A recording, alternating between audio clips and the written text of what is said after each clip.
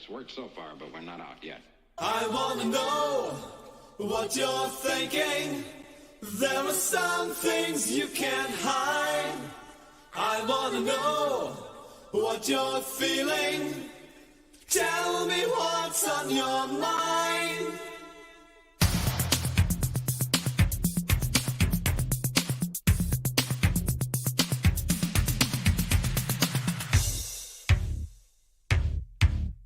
Pure energy. Pure energy.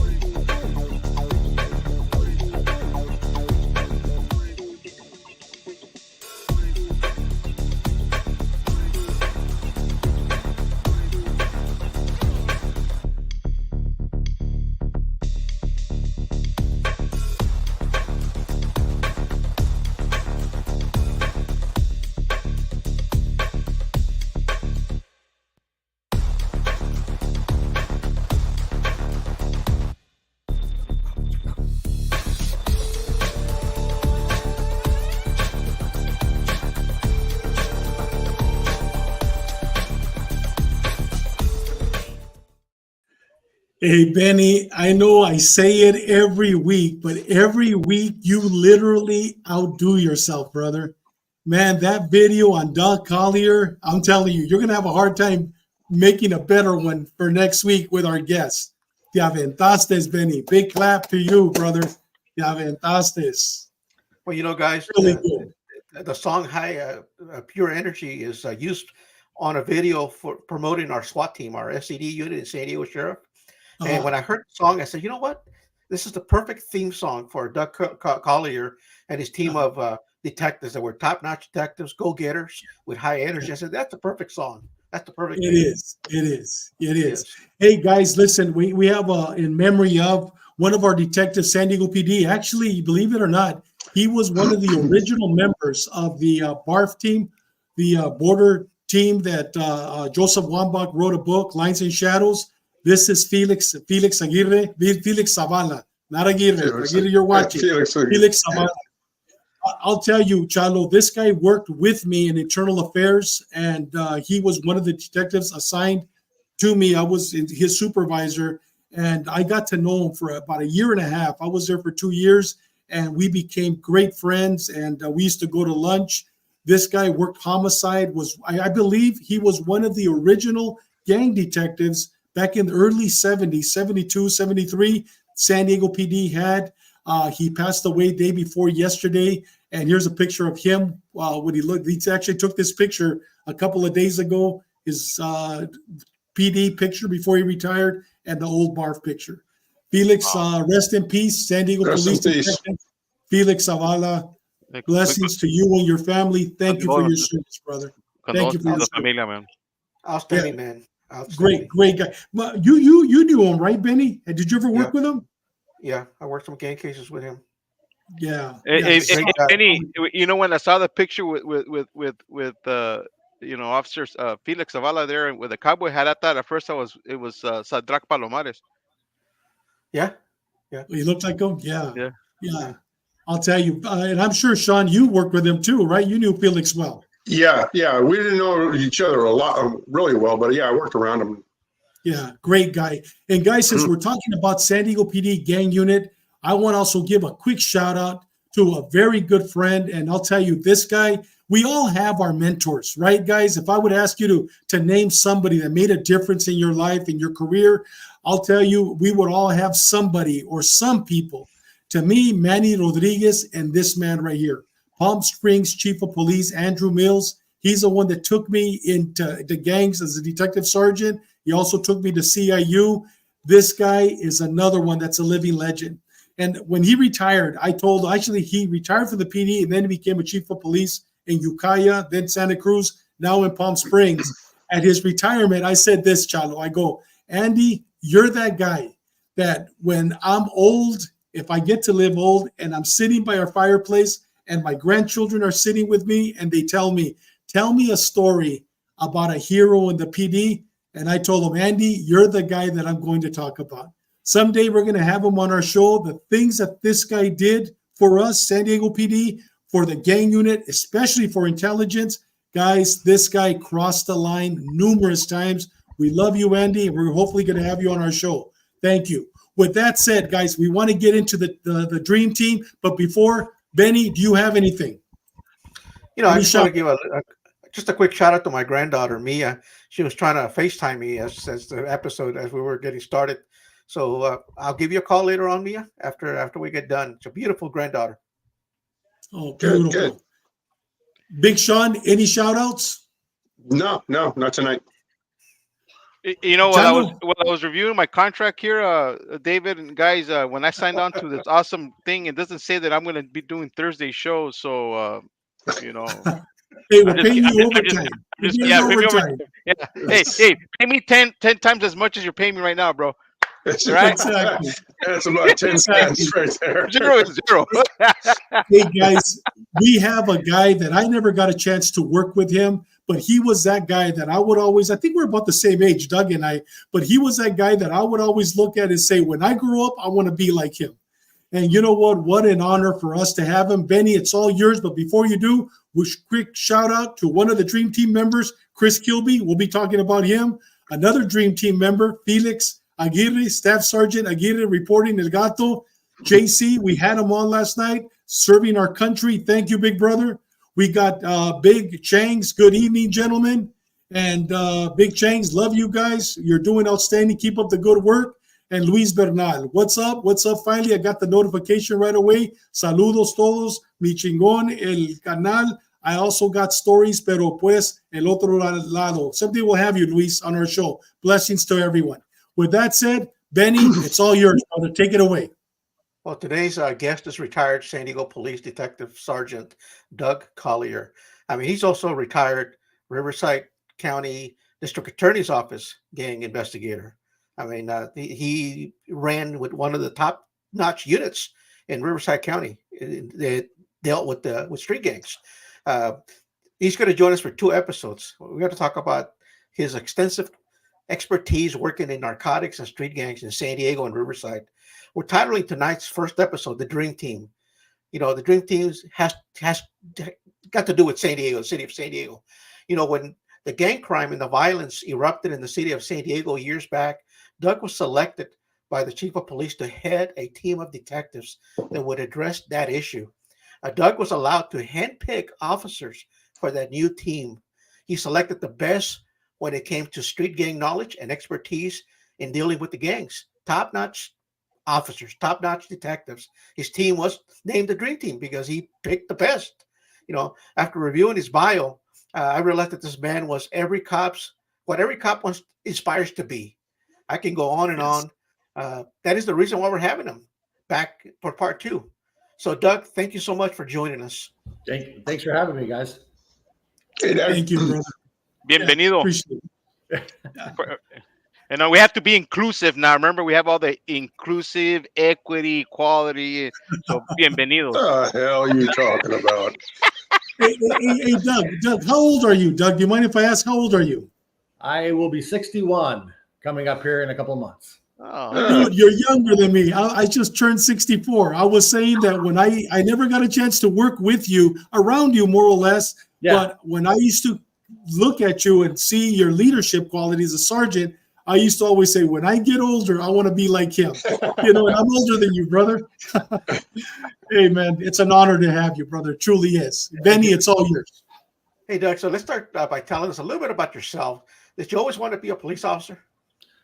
No, I was a kid. I grew up in East San Diego. Went to Crawford High School, Horseman, junior high. I had a buddy who wanted to be a police officer really bad, and he talked me into taking the test. And as it goes, I passed and he didn't, and so I just carried on from there. I'm one of those guys that, once I start something, I continue on. I don't stop. And then next thing I know, at 18 years old, I'm starting a career in law enforcement, and carried on all the way till my retirement. Wow. Doug, before the formation of the Dream Team, which black gangs were active in the city of San Diego? I know that they didn't call them gangs; they call them sets. But what gangs were active in the city of San Diego back at the time? Mostly on the black sets. It was West Coast Crips, and then all their little cliques, and then the neighborhood Crips. And interestingly enough, they get along pretty well. Unlike what happens in Los Angeles, where the Crips go at it, our Crips down here seem to get along pretty well. And then we had another group up in East San Diego that was kind of a hybrid. They were called East Diego Mob. They ended up taking on the monitor. But we also had all the Pyru sets, or all the blood sets. We had East Side, which is also known as Skyline. We had Emerald Hills, Lincoln Park, 5-9 Brim. They were all very active. We had kind of a group up in the Normal Heights area called Black Mob. They weren't affiliated with Crip or Blood. They were just a mob, is what they called themselves. Those were the most active black gangs at the time. And then, of course, we had our traditional Hispanic gangs, all the sets out of Logan, like Planta, Red Steps, 33rd Street. We had Lomas up in Golden Hill, Sherman and Sherman Heights, ESD, Market Street, Barrio and Canto Locos were some of the major ones. And then we had our Southeast Asian gangs, OBS, Oriental Boys, Viet Boys, Tiny Oriental Crips, OKB, which is the Oriental Killer Boys, and some other smaller ones that they kind of grew. And then, of course, we had some of our Tiger groups, and then we had our South Pacific Islander groups. They kind of aligned themselves with the traditional black gang because they lived in the same neighborhoods. So the Samoan Crips kind of hung out with the neighborhood Crips. Samoan Blood hung out with the East or the East Side Pyru. And then we had like Bahala Na for the Filipino groups, and they claimed to be Crips, so they kind of hung around with the Crips. So they were more hanging out with the traditional black gangs at the time because they grew up in the same neighborhoods. Hey, Doug, which was the Pyru gang that wore green? Lincoln Park. That were gray or green? Oh, green Green. was Lincoln Park, yes. Yes, Lincoln yes. Park. Thank you. Yeah, and they had several cliques also. They had the Murder Crew, the Schoolyard Crew from Kevin Standard, and so on and so forth. But the main group is called Lincoln Park. Dang.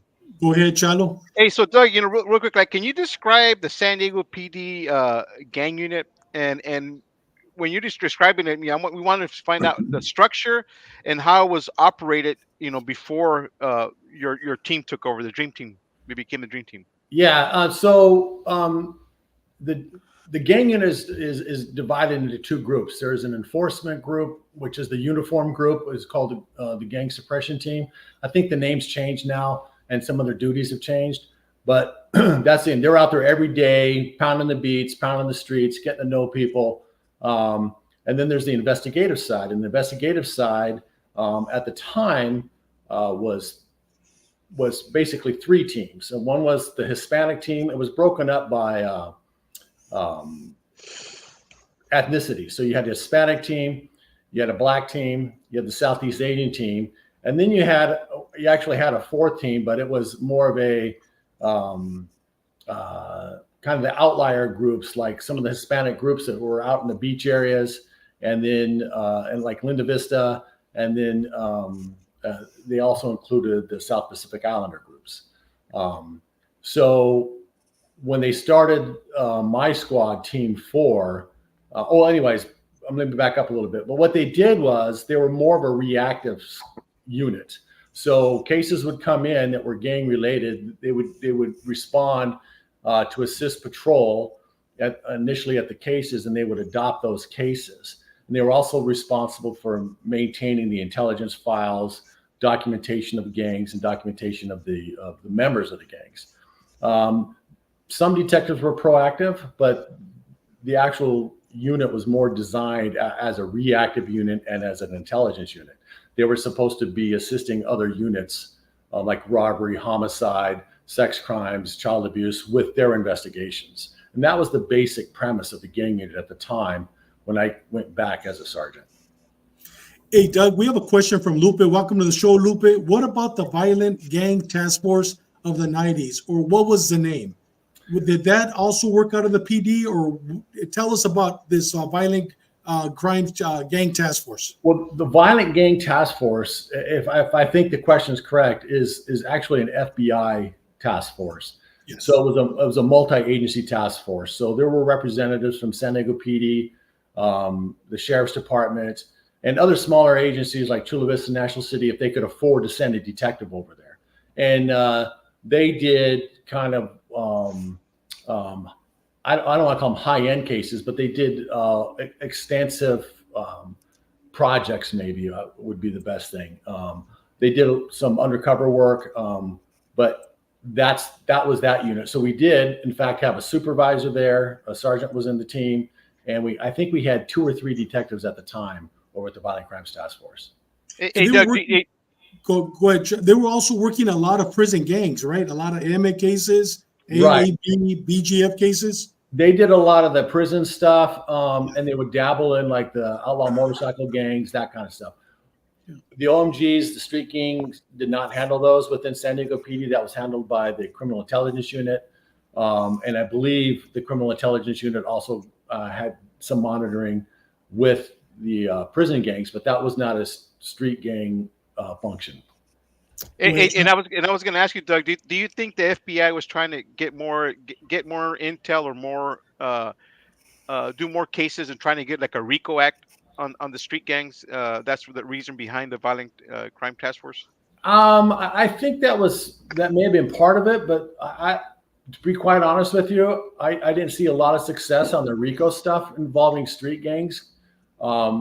It's a little more difficult to do because of the organizational status of those groups, not like your prison gangs or your OMGs or your traditional organized crime where there's a definite hierarchy. Where in street gangs, one guy may be the strong personality today, and some guy 3 years younger kicks the shit out of him the next day, and now that guy's the strong. So who's calling the show? And in which clique, it's very difficult to do the traditional federal RICO cases for street gangs, at least the ones that we had in San Diego. Hey, Doug, we have another question from Gagapalo. Welcome to the show, brother. Welcome, Gagapalo. Next week, you'll be touching about Pat Verse when they did Operation Blue and Red Rag Sweeps. Yes. You worked that, so we'll talk about that next week. Okay. Yeah, because you were there when all these operations came. Yes. All right. Go ahead, Big Charlo. Hey, David, since we're on the subject, what does Cagapalo mean in English? Cagapalo means asshole. That's a good name, Cagapalo. Yeah, people probably go. Well, we all know what's going on. We all know. Yeah. But I figured I'd be an asshole Yeah. today. It's Thursday. Hey, I'm not getting paid for this today, so I got paid on Tuesday. We Hey, Doug, so as you can see, Doug, I'm the jokester. I'm the chief. I'm also, I kind of lost my marbles there being a chief Calexico. So, and we have Roger. Did you ever work with Roger Demshock? Do you remember him? He was a sheriff, Doug. The name's really familiar. We did a long-term case with the Sheriff's Department, and Chula Vista and National City, involving a group called the Southeast Locos, and I believe he was part of that investigation. Yeah, he's talking about he was on one of the original task forces. They bought hand grenades auto rifles, and Logan and 17 hand grenades that Yeah. they bought when he was there. And you were probably part of that too. Yeah. Okay, Chalo, go ahead. Go ahead. Hey, so real quick, shout out to Bob Lopez. Yeah, Bob, I'm back. Hey, so real quick, so which commanding officer was instrumental in the creation of your team, of this team, and Well, and why do you think he was instrumental? I think, well, at that time, our captain was Larry Morado, and our chief of investigations got together, and they were concerned about, I think, the lack of proactive work, and gang crime was kind of rising up again. And then our lieutenant at the time was Melvin Maxwell, and they got together, and the chief was George Saldamondo. But when they got together, they decided to bring this team. They wanted a proactive team. They weren't sure exactly how it was going to be structured, but I think what happened is they had some ideas, and they actually had some personnel in mind as to what they wanted in there. And to be honest with you, I know at the entrance, I was said that I got to pick out my squad, but I was told I was going to get 2 members, and these were going to be the guys, which if I were to choose, I would have chosen them anyways. And one was my old partner, Mike Gallivan. He and I worked Asian gangs together as detectives. And Felix Aguirre, which is the godfather of the gang unit, was going to be on the team. And it was like, who wouldn't want Felix on the team either? So I got to pick the other 2 members, and then I got to pick the members subsequent after a couple guys had moved on and went to different assignments. Hey, Doug, we named for this episode, we called it the Dream Team. I know it was never called the Dream Team.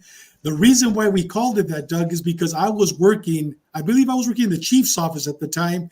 And when I heard about the team that you put together, dude, you got the cream of the crop. You got the best of the best. So that's why we called it the Dream Team. But tell us about this Team Fancy. Okay. This goes into Chalo's question.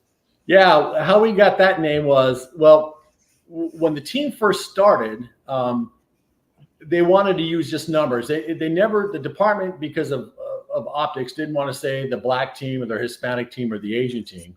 We referred to ourselves as that when we worked in those groups, but they wanted teams 1, 2, 3, and 4. Well, when they created my squad, they wanted my squad to be Team 1, and I was like, no, that's not going to work.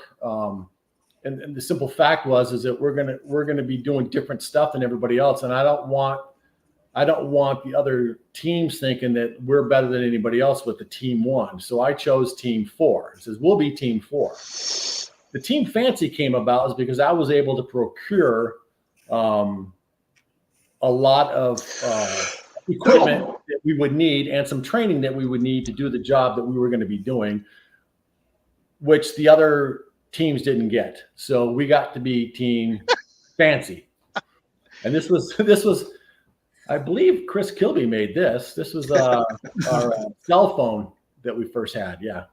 Yeah. Hey, David, this is funny. I mean, you look at, as a department, we are the biggest jokesters to each other's either, team, unit, whatever. I mean, we give each other a hard time. And even internally, when I used to work investigations, every time I got a new investigator or detective, we kept the old 1990s brick Motorola cell phone, that big old ugly one. Yeah. And so what I would do is I would keep it there, and we would welcome the guy in. Of course, we would give him the crappiest car, and it's, oh, by the way, here's your cell phone, don't lose it.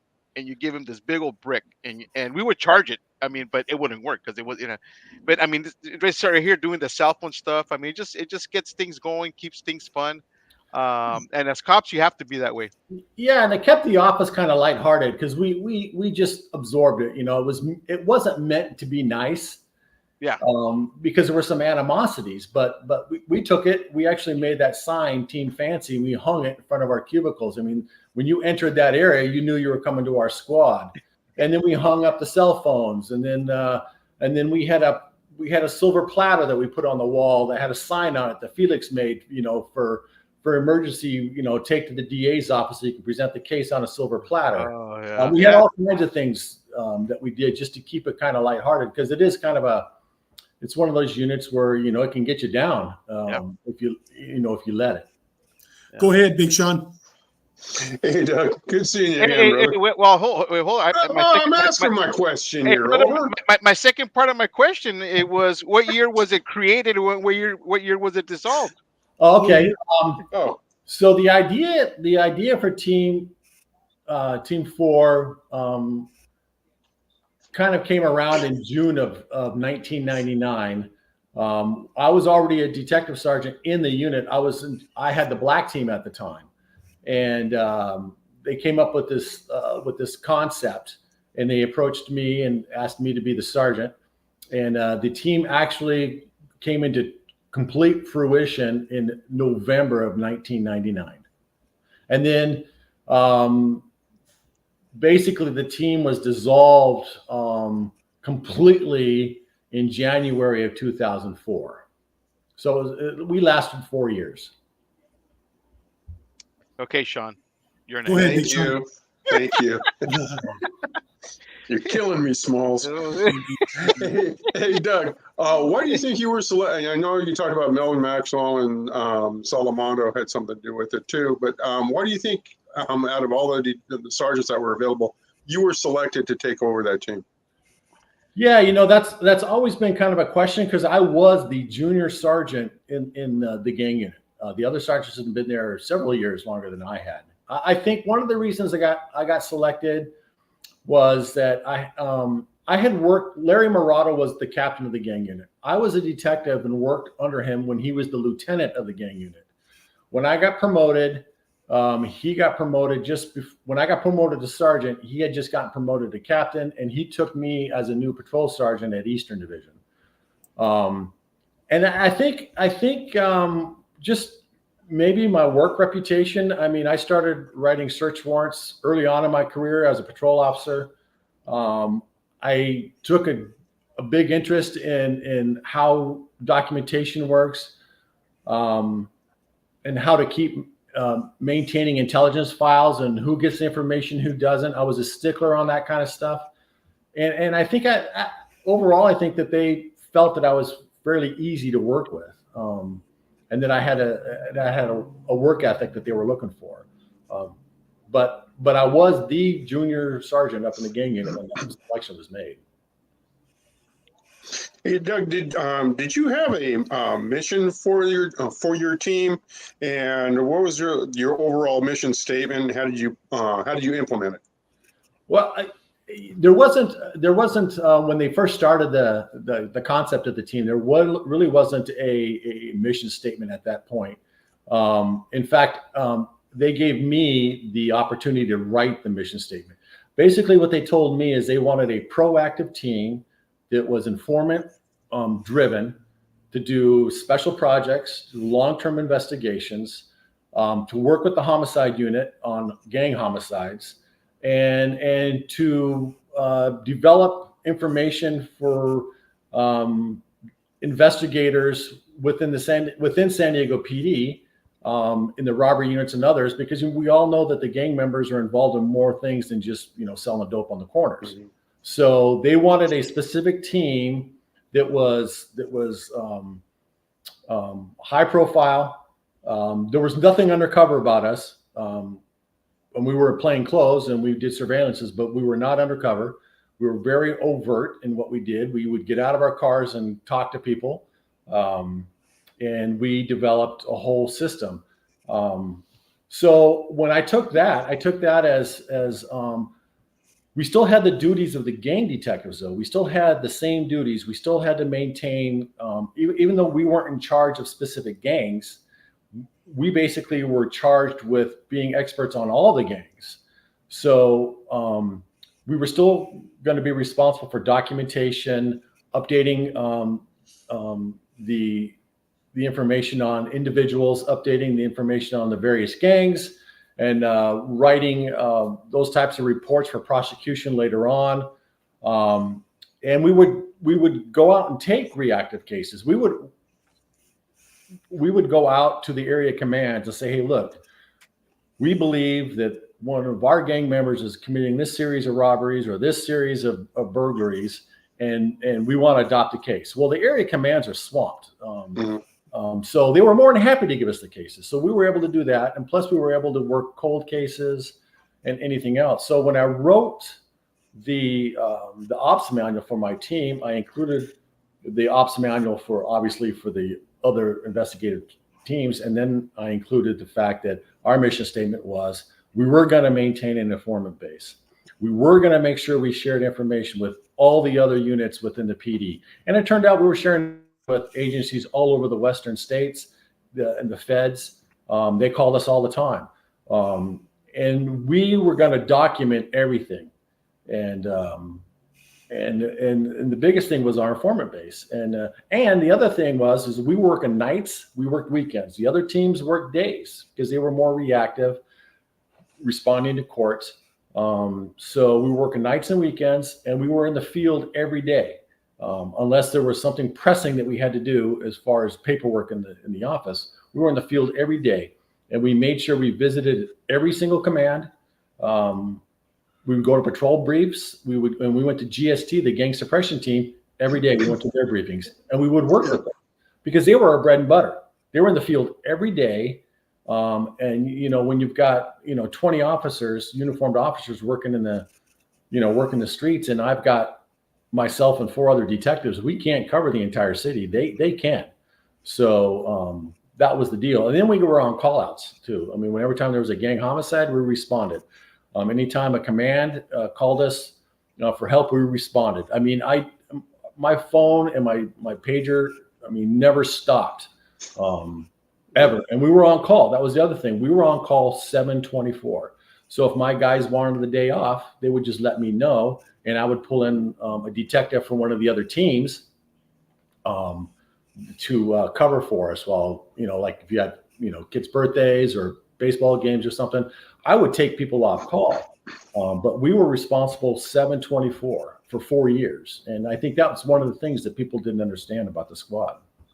Yeah, I remember seeing you guys more often down in Southern Division because nobody liked to come down to Southern Division. Yeah, you guys were down there all the time, more than the other teams. We made it a point. I mean, gang members, they come from neighborhoods, but they don't stay in those neighborhoods. They go everywhere. Yeah. So we were in Southern Division a lot. Southern Division had its issues down there, so we went down there to help them. We were in Northeastern Division a lot too. Up in the Penasquitas area, Mira Mesa. And we worked the beaches because all the gang members go to the beaches. I mean, why wouldn't you? They're beautiful places to go. So we were there all the time. So there really wasn't a community in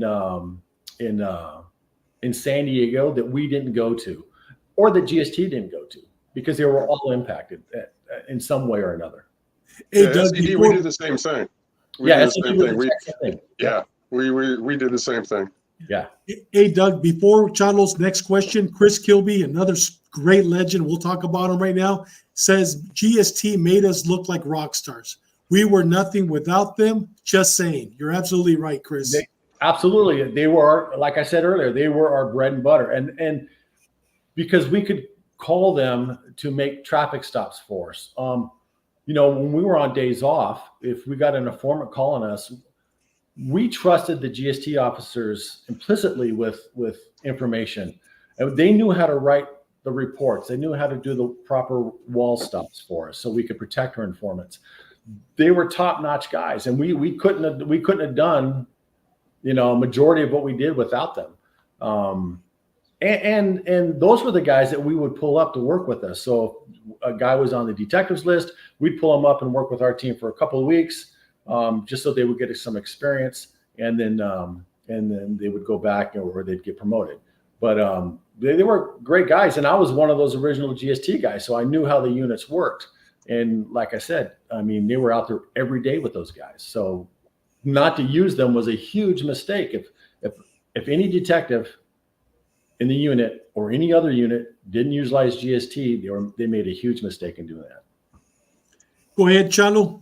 Hey, real quick, Doug. So would it be good to compare GST to maybe LAPD's Metro unit? No, and here's why. GST came after. We had a unit just before GST called the Special Enforcement Division, or SED.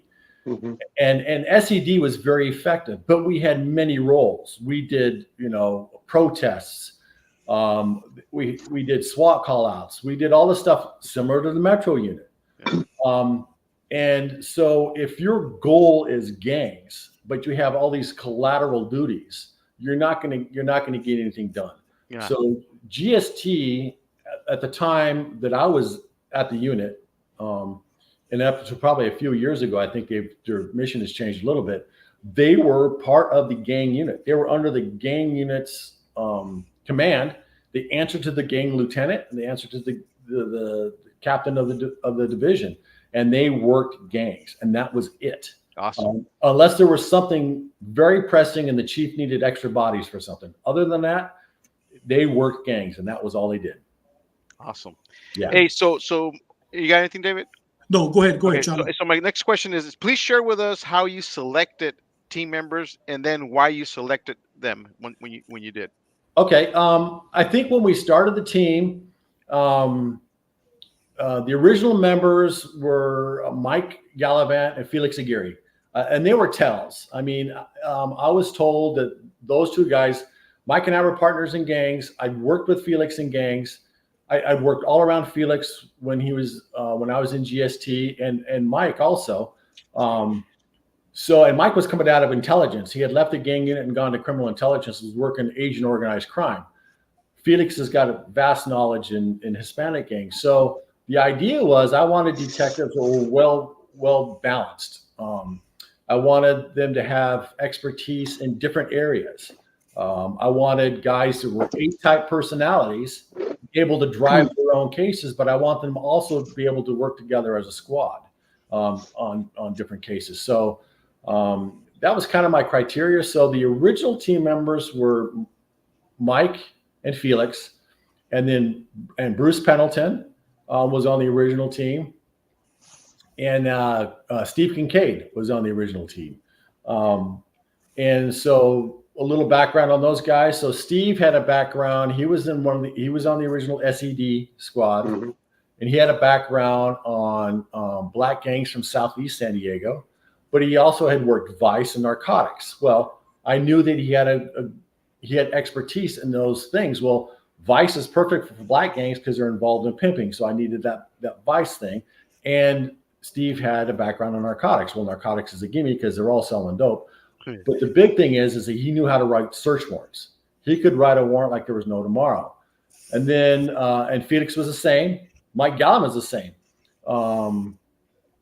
And Bruce Pendleton, he had been working Lincoln Park most of the time as a gang detective. And he was on my squad when I initially had the black team. And Bruce was a good interviewer and good documentation guy. So I thought that put these guys all together with their strengths, and I'm going to have a really good team. And then, so that was it. And then Bruce, after I think it was about 8 months, he'd come to me and he came to the rest of the squad and said that, and I think at the time he was a single dad, and he was like, these hours, the on-call stuff, he goes, it's a little hard for home life. And I would like to, I want to just go back to the regular gang sets. So he returned back to the black teams, and then that's when I picked up Chris Kilby. So Chris was on the team for a good probably 3.5 years, and the reason I picked Chris is he was like a dual guy. He had a lot of Crip experience out of Central Division, so he knew the West Coast guys like nobody's business. And he also knew the Central Division gangs,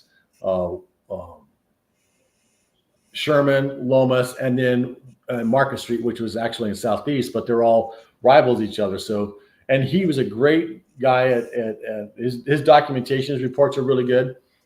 His interviews are great. And then, but most of all, these guys were all able to recruit informants. I mean, they would just talk, and they treated everybody nicely, even the bad guys. And that's how we got all these informants.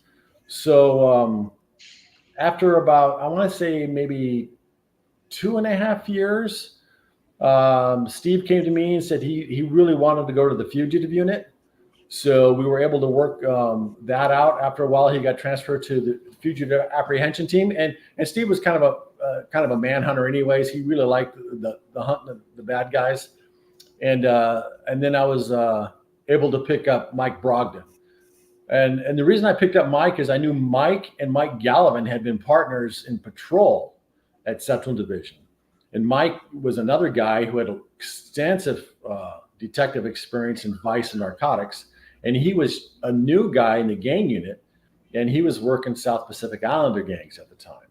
So I was bringing all this expertise together for a team, and that was so that we could draw on each other's backgrounds in order to proactively work these gangs and to bring in informants. And quite honestly, we had more informants than the rest. I mean, I think at that time the gang unit had 42 informants, and 38 of those informants were ours, was my team's informants. So we were managing 38 informants. That's a lot of people to manage, but the documentation was always there. We were very good at documentation stuff. Hey, Doug, before Chalo's next question, we have a question from Big Joe. Welcome to the show, Big Joe. Please hit the like button, subscribe. First and foremost, thank you for your service, Mr. Collier. Which gang did you guys primarily focus on?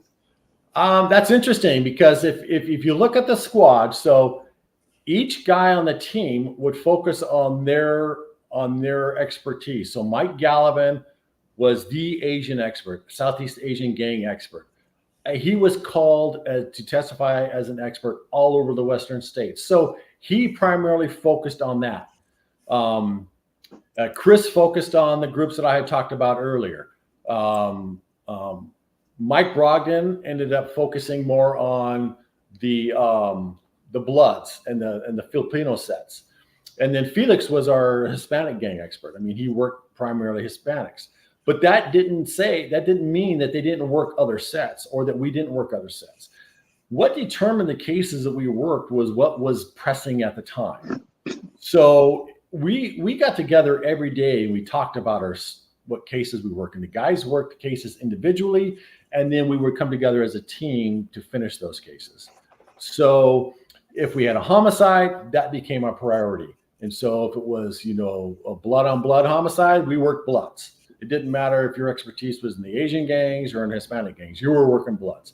If we had, a jump-in case on a Hispanic case and Felix had video of it, we were working that case because we were going to be doing search warrants and everything else. So it wasn't one set over another or one ethnic gang over another. It was whatever was pressing at the time or whatever our informants were telling us what was going to happen.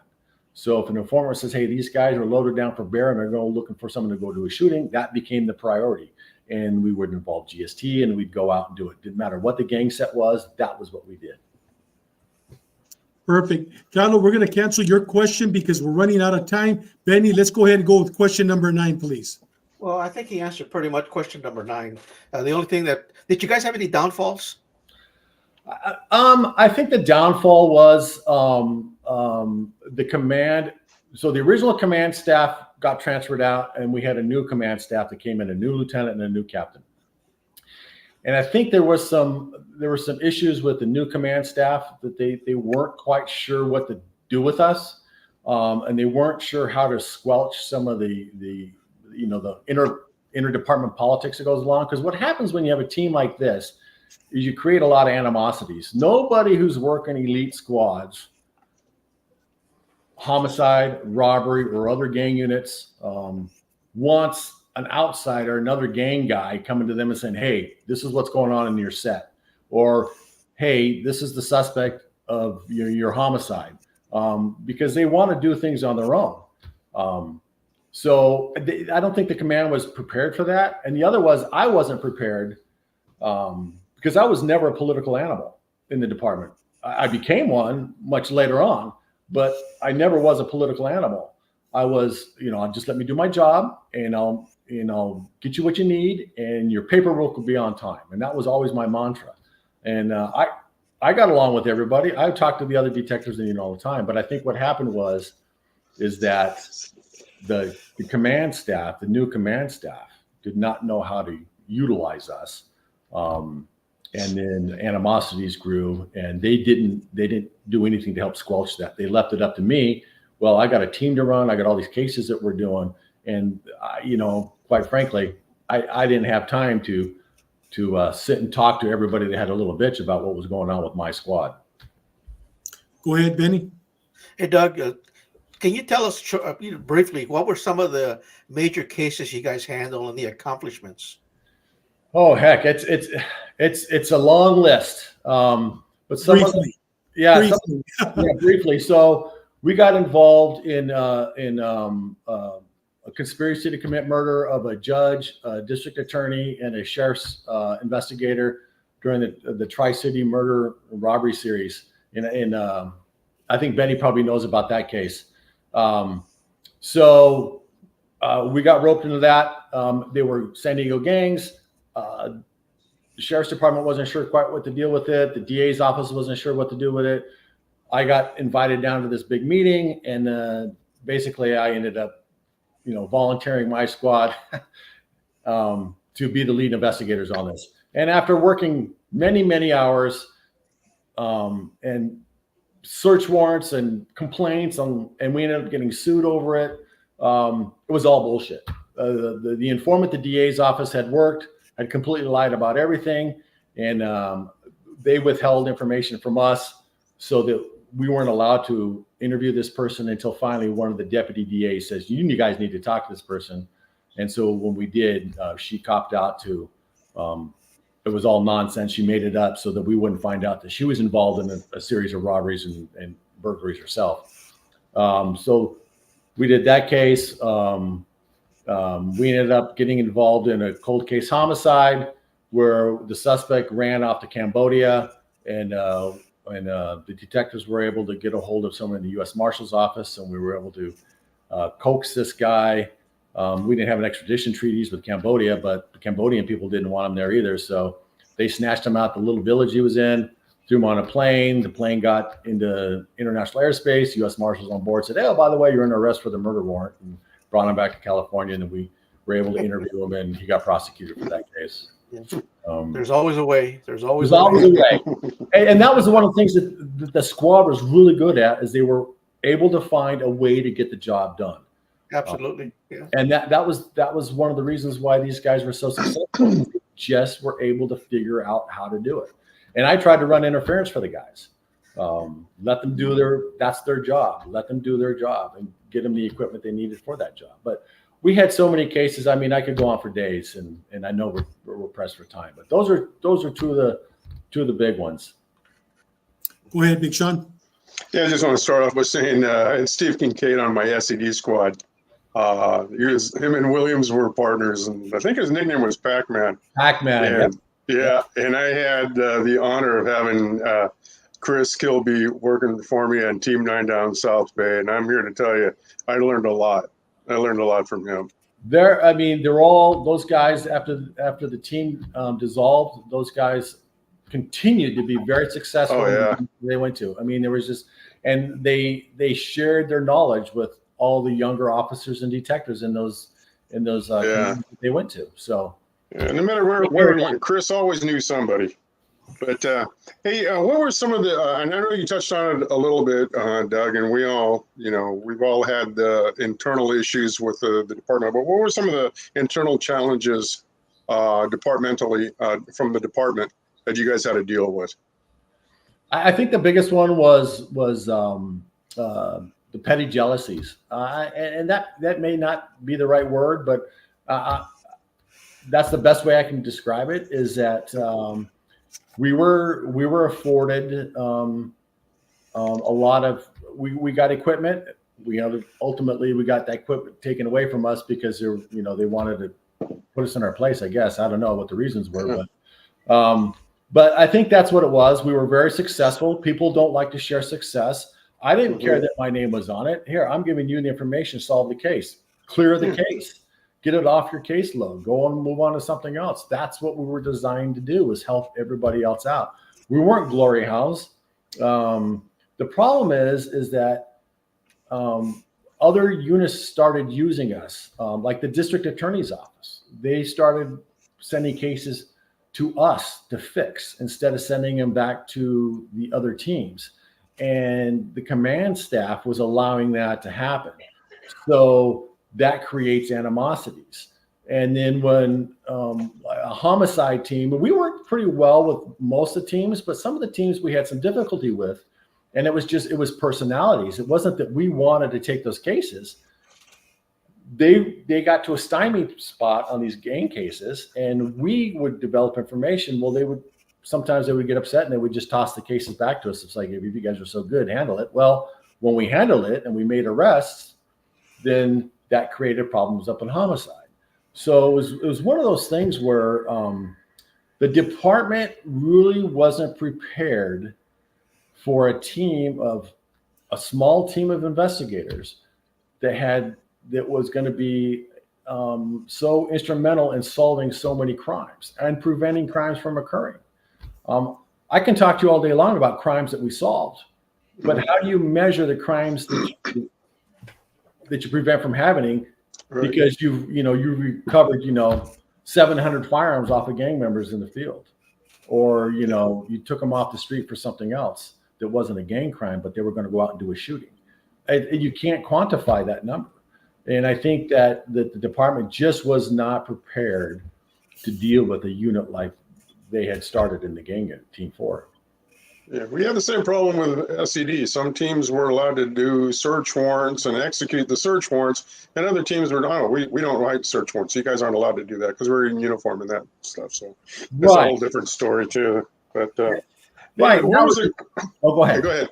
No, I was going to say that was one of the things. I was like, so we work nights and weekends. Well, I was able to procure hard radios mounted in our cars because we were working in the field. Well, the rest of the unit only had handhelds. Well, the batteries would die after about an hour and a half. So I got that. I got cell phones for my guys because they were using their private cell phones for the informant base. And and at that time, there wasn't unlimited anything. I mean, they were spending $300-400 a month of their own money doing police work. So I was able to get them that. So I was able to do things for my team because my team needed it. Now, the rest of the teams all bitched about it, but I would tell them, look, if you can convince me that you need this equipment, I will procure it for you. But if you can't, then I'm not going to put my neck on the line and try to get it because it costs money. We've got a budget. And the other thing is that I think for informant stuff, my squad was spending between $8,000 and $10,000 a month. Now, that's a lot of money. Yeah, it is. On informants. And, narcotics used our informants.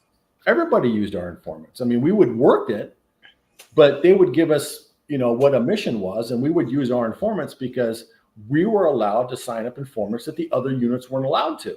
And that caused issues. Like in narcotics, and Dave, you can attest to this, is that they had any criminal history other than being a crackhead, they weren't going to be an informant. Yes. Well, we were able to recruit as long as we handled them properly. Other than a murderer, we would use them. And we used our informants against each other in case we had a dirty informant. We arrested our informants too. So, we didn't give them any special considerations.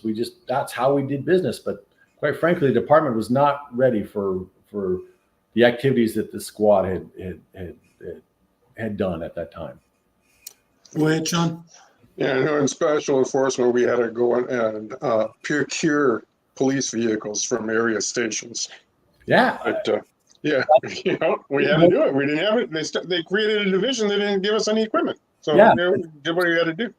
Exactly. Same thing happened with GST when they brought GST back. There was only 9 officers. There was only 9 of us in GST. And the gang unit asked the commands, give up your old pool cars. We didn't want new cars anyways because we knew they were going to get banged up by the job we were going to do. So we wanted old cars. We didn't want new patrol cars. But no one would give up their pool cars. So at that time, Chief Saldemano said, fine, you're not going to give up any pool cars. We're just going to take some new cars. So he sent all of us down to Western Division where they had all the new cars lined up, and we picked out brand new patrol cars. There you go. That Yeah, caused problems with the area commands too, because now we're taking their new cars. their new car. Hey, Doug, and this may be a loaded question, but what was the cause and the reason for the team to be disbanded, eradicated? The team was never really disbanded. What had happened is that there was so much internal strife within the unit and within the department. And it went all the way up to the chief at the time. And there was, and they just created such a work environment that I was at my wit's end. I couldn't deal with it any longer.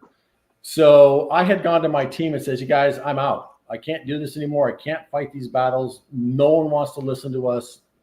No one cares unless something bad happens. And then all of a sudden we're everybody's best friend. And then when we solve the problem, we're everybody's enemy again." And I said, I got to go. Well, come and behold, all the detectives had basically talked to each other and they were coming up with the same conclusion. So I talked to the detectives and say, "Look, I won't leave before you guys are able to go where it is that you want to go. I'll help get you there." So, and this was probably mid 2003, and we still worked our ass off all throughout 2003, even though we were under all this scrutiny, this nonsense that the department was putting us through. So slowly but surely, all the detectives were able to find new homes and new assignments. And then, in the meantime, I was reaching out to area commands, and I just wanted to go back to patrol. I wanted nothing to do with investigations. And in fact, all my detectives went back to patrol. I think, Felix, I think he went back initially to C Squad at Southeast as the investigator for C Squad, but he was still back in patrol. We had just had enough. So once those guys went off, and then I was trying to find a place to land. It took me forever, and I finally got a lieutenant at Central Division to say, "Yeah, we'll be happy to grab you." And then I ended up at Central Division, and I didn't get to Central Division until January of 2004. So it wasn't that we were disbanded. We left, and quite frankly, after we left, there was never another proactive unit like ours. It went back to the old standard reactive intelligence based. What their informant base was, I don't know. But my team, or the concept of my team, ceased to exist. So it lasted exactly 4 years. Go ahead, Chalo. Well, I mean, my question is, what can you share with us where every team member, including yourself, ended up after that? If you can. Yeah, absolutely. So I ended up at Central Division for a year, and then I took a leave of absence for the PD because I was still dealing with a lot of stuff from upper management in the chief's office and some commanding officers. So I needed a break, and believe me, my break was I did a year deployment in Afghanistan. That was the break I chose to do. Mike Gallivan and Mike Brogdon ended up at Eastern Division. And although they were both working patrol, the command up there realized what they had. So they made them a specialized team amongst themselves, and they went out and handled everything. And they handled their own investigations. They did all their own follow-ups, and they didn't do radio calls. They just went out and handled the division's business. Chris Kilby, on the other hand, he bounced around to a few different units. He settled in South Bay, but they called him back to the gang unit. They called him back to robbery because the guy knew how to write wiretaps, and so they needed him for different things. And I think he kind of begrudgingly went back to those units because basically he went back to the hornet's nest down at headquarters to work in those units. Ultimately, Chris went back down to South Bay, landed in an specialized investigator down there, got to train younger officers and detectives on how to do good cases, and he retired from there. Mike Brogdon retired out of Eastern Division, and he's now living in the Midwest. Mike Gallivan and myself, after I came back from Afghanistan, we both landed at the Riverside DA's office, and we worked gangs up there. And then Steve Kincaid, he ended up going to the San Diego DA's office, and he's semi-retired. I think he's the range master down there for the DA's office now, but he was a DA investigator there. Bruce Pendleton, one of the original members of my squad, ended up promoting to sergeant, and then he retired, I believe, as a cold case homicide detective sergeant. And Felix, he retired out of Southeastern Division Investigations, and he moved back home to South Texas, where he's living life large. And then in the photo that you're showing now, the gentleman that's number 2 from the left, that's Billy Cahill. Billy Cahill was a dear friend of mine. He was a great detective, a great officer. Passed away here recently, but he was a GST officer at the time.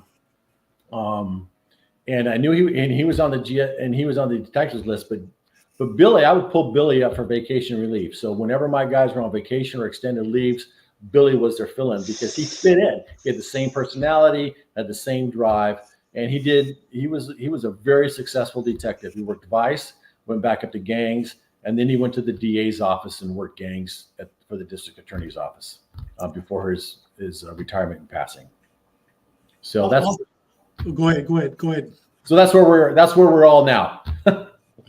Hey, brother, you know what? Our department, San Diego PD, I'm telling you, they did not know how to value these great men, including yourself, Doug. I mean, a man of integrity, a man of vision, a hard worker. And I mean, these men, every one of them, man, they're legends. They're legends not only in the streets of San Diego, but they're legends within the San Diego Police Department. Yeah, I think with what happened was, and you're exactly right. Not only did the PD suffered because none of us had any expectations of being in that team forever. But the idea was to set the bar. So when the next guys came in, that they would be able to, walk in on our successes and then make it better. You always want to leave a unit better than when you got there. That's always the goal. And I think what happened was now there's no unit like ours. No. And that hurts the community too. So it's not just a PD thing, it's a community thing. So, everybody misses out when you don't have a unit like that. I didn't have any preconceptions that I was going to be there forever. It was my dream job. I loved it, but I had no preconceptions that I was going to be there forever. Yeah, I'll tell you, Doug, when you left the department and went to Riverside, that should have been a message, a wake-up call for the command staff. And this is just my personal opinion. I don't think they really, let them go to Riverside. It was a great loss to our department. I appreciate that. I mean, I love my job. I love my work. And I continue to work when I went up to Riverside. I mean, right. I've had a really good career. I don't regret anything at the PD. I did what I could do, but when I left, it was the same command. It was the same chiefs. It was, that whole system was still in place. Yeah. So it was time. It was time for me to go. Hey, brother, you know what times we're standing me today, but Doug, we're having you next week. Next week, our title is Who is Doug Collier? Okay. And, man, we can't wait. We're going to talk all about your career, blue rag, red rag, everything that you did in the department. We still had so many more questions. We have a narco dog. Welcome to the show, brother. Legends in the game. Saludos a todos. Felix Aguirre, one of my idols and mentors. I mean, there's so many more questions. But, brother, thank you very much for your service. Thank you very much for the service of every team member. We call it the Dream Team. Thank you. I knew every one of those guys. And Billy Cahill, rest in peace. Yes, rest in peace. With that said, Doug, we will see you next week. But before we do, Benny, do you have anything else for Doug? Yeah, Doug actually is coming back in 2 weeks. He's coming back on March 7th. And you know what, Doug? Since you worked Riverside, you worked a very elite unit in Riverside County, and you guys are great in Riverside County. Maybe we can have you on another Thursday special and cover Riverside gangs.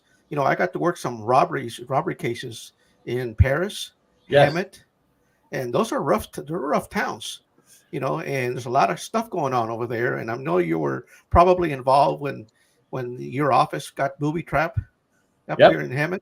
Yep. So, it'd be interesting to talk about that kind of stuff, So I'll give you a call and maybe we can set up something for a Thursday. Yeah, anytime. Let me know. Absolutely. Chalo, anything else for Doug? No, it's a pleasure meeting you, sir. Thank you for your service. Oh, yeah. No, thank you for your service, sir. Big Sean? Good seeing you again, Doug. Good I'll seeing give you. you a holler. I'll give you a holler. I want to run some stuff by you. Sure. Hey, Doug, once again, thank you very much. And to every team member from the Dream Team, God bless you and thank you for your service. Doug, we'll see you in 2 weeks. Okay, Dave. See you later. God bless you. Take it See you, easy. bud. Wow. I mean, guys, I was there during that era. I worked with a lot of these guys, well, every one of those guys, except Doug. I worked around him, but I'm telling you, everything there's so much more that he could have talked about, cases, murders that he solved. And every one of these team members, they're legends. And it's too bad San Diego PD administration didn't know how to take care of them. They actually threw them through the wolf, to the wolf. Through the wolves. Yeah. Sending them back to patrol, to commands. These guys were the top of the top. And you know what? They still are. They still are. Yeah. With that said, Benny, last words. Oh, actually, tell us about next Tuesday. Who's with us? Yeah, next Tuesday, we're going to have retired CDC SSU Special Agent Brian Perry and retired CDC Warden Robert Ayers are going to team up together. And we're going to discuss the criminal case against correctional officers Jose Ramon Garcia, who was assigned to Pelican Bay, and Sergeant Mike Powers, who was also assigned to Pelican Bay. These two guys were dirty. They did some bad stuff. They were convicted for conspiring to assault an inmate and targeting other inmates for attack. They were either child molesters or had sex crimes. This was a major case investigation. It's going to be interesting to hear from both Warden Robert Ayers and Brian Perry, who were involved in the investigation. So they're going to team tag next week, and it's going to be super interesting. Man, 2 more legends coming. It's going to be a great event. With that said, Sean, last parting words, and then we'll go around. Oh, no, just everybody out there, just, be safe and keep your head on a swivel. It's getting crazy out here. So, Chalo, I don't have anything. your last parting words. Oh, I'm sorry. Recommendations, brother. Hey, well, you know what? Like I said, man, I'm sorry. Man. ding, ding, No, ding, no, ding. it's Thursday, man. Usually, I don't do things on Thursday. I have. He's pushing for overtime. Actually, I have my knitting. I'm knitting a scarf Thursday, so I missed my class today. All right. I'm knitting you a scarf there, David, over there for Florida, because it gets cold for your head, bro. Anyways, integrity means everything, guys. If you have integrity, you will not have any problems in life. Simple as that. Big Benny. Just those guys that are working East County right now in San Diego, those deputy sheriffs that are assigned to work the details up there, and the Border Patrol with the invasion that we're getting up in East County, Descanso, Incopi area. Just stay safe. Be careful out there. It's rough terrain, bad weather. So just head on a swivel. Stay sharp. And my parting words, Team 4. Chris Kilby, Mike Gallivan, Mike Brogdon, Steve Kincaid, and I'm not going to name you all, but you all know who you are. Felix Aguirre. I mean, I'm telling you guys, thank you for your service. You guys made a big difference, not only in the communities, but in the San Diego Police Department and in my life also. Be safe. We'll see you guys next Tuesday at 6 p.m. God bless you.